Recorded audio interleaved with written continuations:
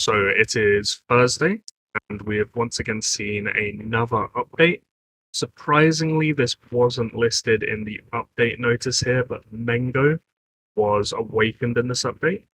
He converts his own medals at a 1-to-1 ratio, so you'll have to buy them from the Valor shop here. It's 100 Valor points per medal. So if you already have him gold, it will be a total of 60,000 Valor points to get the 600 Mengo tokens to bring him all the way to 4 stars. And in this video, I'm going to go over exactly how his 4-star ability works, what Mengo is good for, and if he will be worth it for you to awaken all the way to 4 stars. I'm using an alt to record this video because I didn't have the books to fully awaken him on my main account, and I did want examples of him in reports. I'm not going to linger on them directly here. I do have it all listed out here in one of my sheets, and I'm going to go over that now. So his fully awakened stats are up here. He has a bunch of nonsense in there with wall defense and fortification stuff, which none of us care about. But he will have a total of 66% cav attack and 48% cav defense. Having the passive cav attack is very significant, particularly against other free-to-play cav options. So something like Rob, this will give him quite a big edge over him just immediately because of the raw stats. But past that, it is somewhat underwhelming.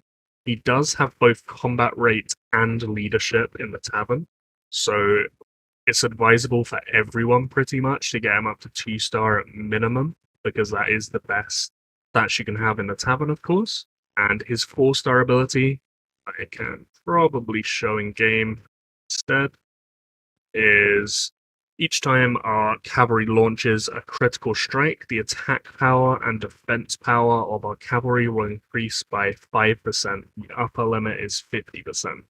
So the reason I'm showing this in game is because it's kind of confusing in how it reads. I was somewhat confused by exactly how it would work by reading it, because there are many or multiple things that can actually mean. So that's why I wanted report examples to figure out exactly how this works in practice.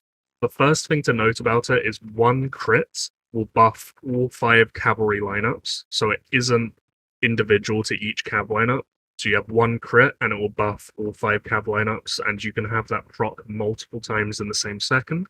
So theoretically, if you have 5 crits on 5 cav lineups, that will then buff each cav lineup 5 times, and only 10 crits total because of that is actually required to fully stack this buff.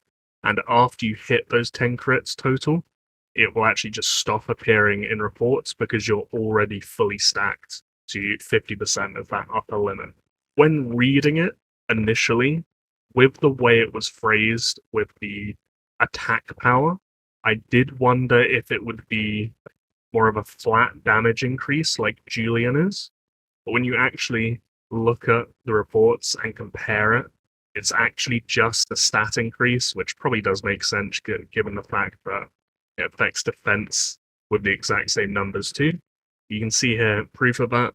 So I think there was 2 or 3 seconds between these 2 lines. See at the top here, the exact same number of troops hitting into the exact same number of troops. So it's the exact same number of kills there at 1,623. Between these 2 lines, there was 2 buffs, so 2 instances of crits, which would increase cav attack by 10% there, and 10% cav attack, considering my alt here had 670% cav attack, is basically a direct correlation in the total damage increase, because obviously 1% of this would be 6.7%, add another half, it's about that 10% attack area, and very much not 10% increase as a total damage increase. So it's a stat increase, which means it will top out at 116% cav attack and 98% cav defense. You'll realistically only reach that in the latter stages of the fight, so when you account for uptime, you will not be getting the full value of that. But that will be the upper limit of what you'll be getting from Mengo. So it's just pure raw stats. There's no fancy synergy or fancy effects in play. He just tops out as somewhat decent cav stats. Realistically, that puts him in a position where for mid spenders and up, he's somewhat unusable in PvP formations because he just doesn't have the stats or the synergy in total to really make him better than any alternatives. For free-to-play cav formations, though, he will be very good, particularly as he self-synergizes with Merrill, and free-to-play synergy is actually very hard to come by. So just having those two work off each other is actually very good. So if you are a free-to-play cav player, I would definitely get him all the way to 4-star and run him alongside Merrill. That will be a very good combination for you. And pretty attainable as well. Like, he's somewhat cheap through those Valor points. It's not that difficult to obtain whatsoever. It may take some time, obviously, but I think it's a good goal to work towards. So if we then look at it through the lens of we're not going to be using him through PvP, we have his Tavern Stats, which will still give him use, but then he does have a few other uses. So historically, he's been pretty good for Rebel leaders. There are a lot of infantry Rebel leader formations where players will run, say, Enzo, Annie, Beyond, Sheila, stuff like that. And then you'll have Merrill, and then one more cav DPS. And there's been debates in the past of 4-star Leila versus Mengo. And quite a lot of players have shifted towards Leila in that situation purely because of the Awakening buff she obviously had over Mengo.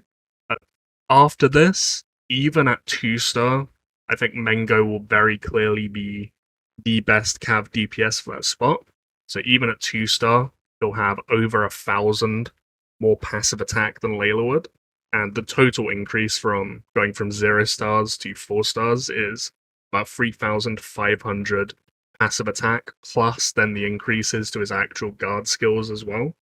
And you'll note that all 4 of his guard skills are effectively damage increasing. His first passive can't actually proc against rebel leaders, but compared to Leila, half her skills are actually tank based.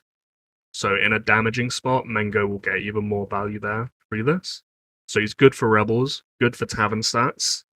And as I list down here, I do think this will solidify him as one of the best picks in the RTS Gamemode, so Siege of Winterfell and All Out War, purely because he now has the 10k army size just like other commanders. Historically, I've got into quite a few debates with people about Mengo because he didn't have that army size, and people were wondering how valuable the movement speed passive was. Well, now he has that 10k army size, so he has no downside compared to any other commander other than having 60% total stats rather than something a bit better like other commanders.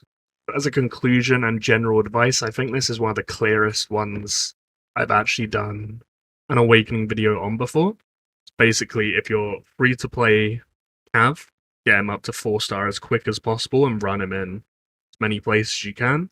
If you're not running that, get him up to 2-star minimum, and then past that, there's not really a rush. Obviously, if you have nothing else to awaken, you might as well get him up to 4-star.